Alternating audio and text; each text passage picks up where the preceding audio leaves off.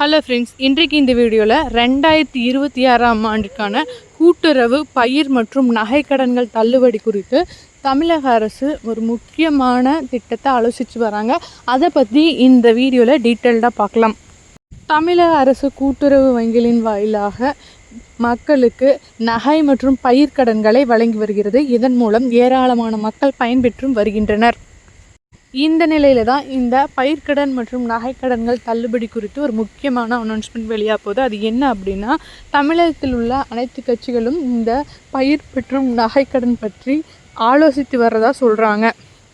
So இதற்கான அறிவிப்பும் மிக விரைவில் வெளியாகலாம் அப்படின்னு சொல்லியிருக்காங்க. அதுலேயும் பார்த்திங்கன்னா தள்ளுபடியானது 5 சவரன் வரையா 6 சவரன் வரையா அப்படிங்கிற டீட்டெயில்ஸும் வெளியாகும் அப்படின்னு சொல்லியிருக்காங்க.